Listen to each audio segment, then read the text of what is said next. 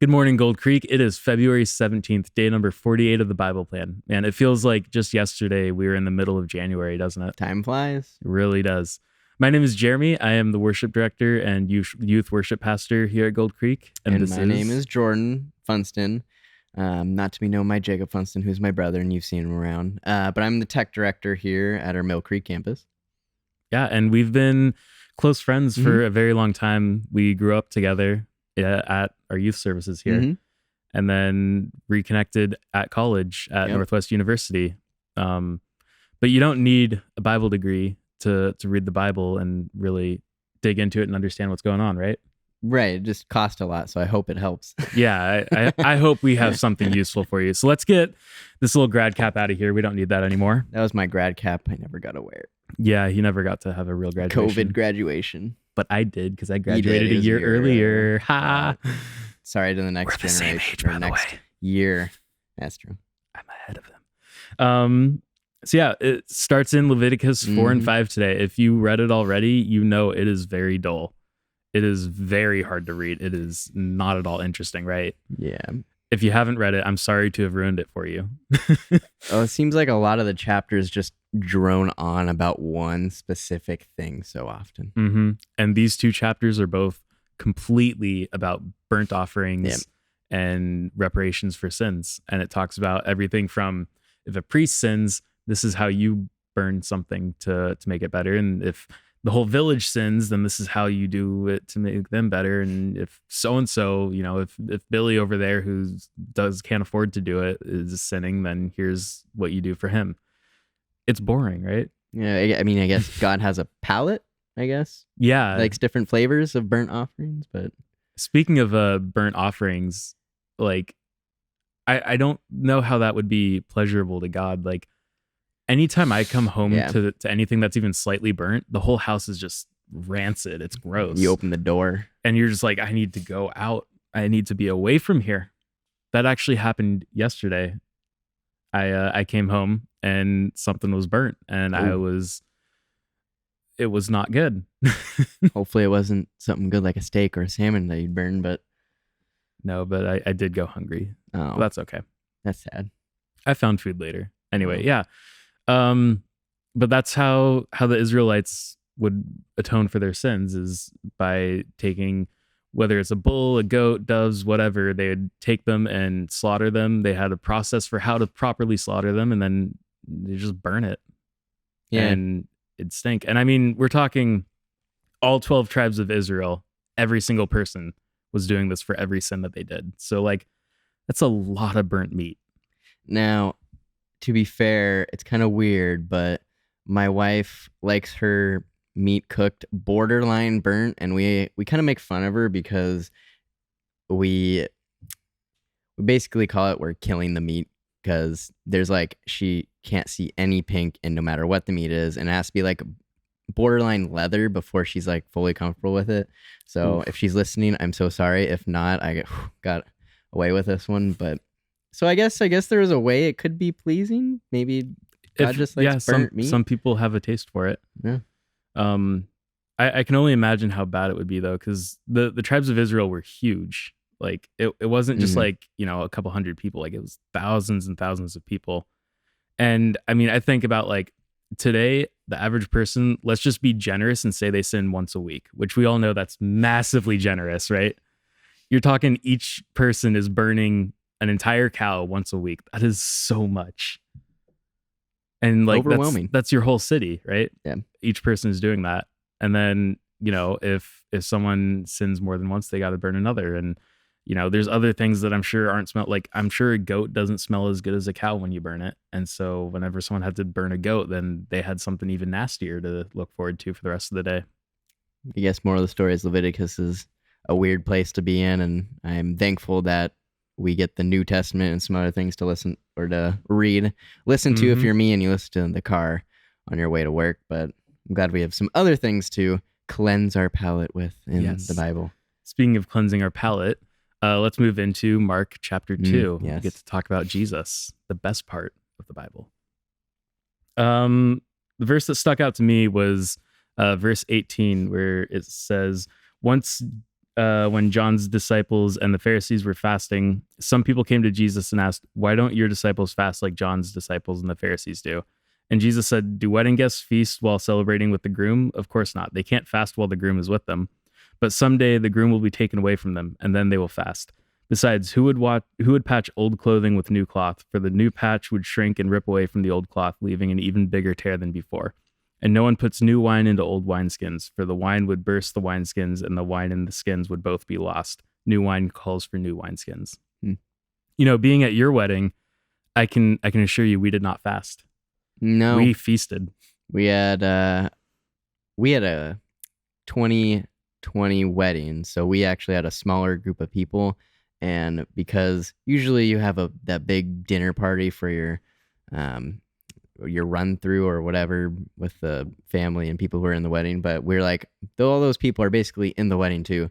So we had a big feast from a local Mexican restaurant, and it was amazing. We had carne asada and all that fun stuff. And we ate until we were stuffed and then some. Yep. And no one fasted. So yeah. I don't Although quite get that then. I'm sure that the day Jordan as the groom is taken away, I'll probably fast a little bit. I'm not saying you're gonna die, and just maybe I'll die first. We don't know.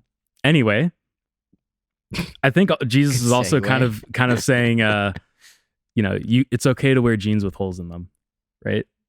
I hate this joke. If you want to take this literally, I told him not to tell it. Sorry, I have to. I wear jeans with holes in them like almost exclusively. I just like the way they look. And I have biblical justification for it, because if I patched them, then I would be patching with different fabric, and obviously it would tear it away. So they're the holy jeans, is what he described to me, and I hate this joke. And so I'm going to move on to what I got out of this area, which was when Jesus said, "Healthy people don't need a doctor, sick people do. I have come to call those, not those who think they are righteous, but those who know they are sinners." And this is kind of repeated throughout New Testament with Jesus, and how there's like the tax collector and a Pharisee, and the Pharisee says, "Thank you for not making me like this tax collector over here." But the tax collector just admits he's a sinner and asks God to forgive him, and how much more righteous that tax collector was than the Pharisee, and how Jesus came to reach the one, not necessarily the 99 who we already had. So it's important for us to remember that once we are in the community that Jesus has called us to in the church, that we're not the main focus. We want to raise ourselves up, and we want to be better at following God and Jesus. But ultimately, the goal is to then get the next person in, not focusing on our own personal development, but helping another person recognize that they're lost and they need Jesus. And it touches on such an important concept of, you can't realize you need help until you know that you're messed up. Yeah. Right? Like, if you live your life thinking, "I'm perfect, I'm wonderful, I'm the favorite son," I didn't try to waterboard my brother when I was younger, so I'm good. I didn't pull a Cain and Abel and try to kill my brother. Like, when you live with that kind of confidence, you don't realize how broken you are and how messed up you are. So you don't realize how much you need Jesus. But it's that step of realizing that we're not perfect, that there's something that we can always do better, is what gives us that great step towards Jesus and towards a new life. Yeah. Sorry to break it to everyone, but Jesus was the only perfect man to ever live. So if you think you're perfect right now, you're wrong. Even I'm not, which is hard to believe sometimes, because I know. I'm a cool guy, I guess. Yeah. Sometimes. I mean, you're not perfect either. Just saying. No, you're not. My wife is. But Jesus was the only perfect man. Exactly. Jesus is the only perfect man, but my wife was the only perfect woman. Even though she likes her meat burnt? God liked the meat burnt, so I don't know. Good save. That's a bad comparison. What a save. Hope I don't get smited here. Anyway, Psalms, right? Yeah, Psalm 36. One of the verses I liked is verse 10 through 12. It says, "Pour out your unfailing love on those who love you. Give justice to those with honest hearts. Don't let the proud trample me or the wicked push me around.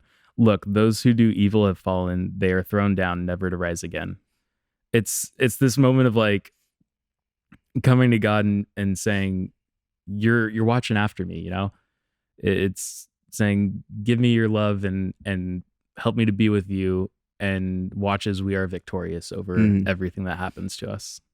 And it's so interesting to me because, like, in Psalms, David is so often like, God, why do the wicked prosper? God, why do my enemies laugh at me and not get struck down? And he's always saying, God, why are like these evil, bad people prospering? And then this verse here, we see that he actually does, he does destroy evil. He does watch over us. He does in the end. It may not be now, but in the end, he is victorious. And we already know that. Like, he's already won.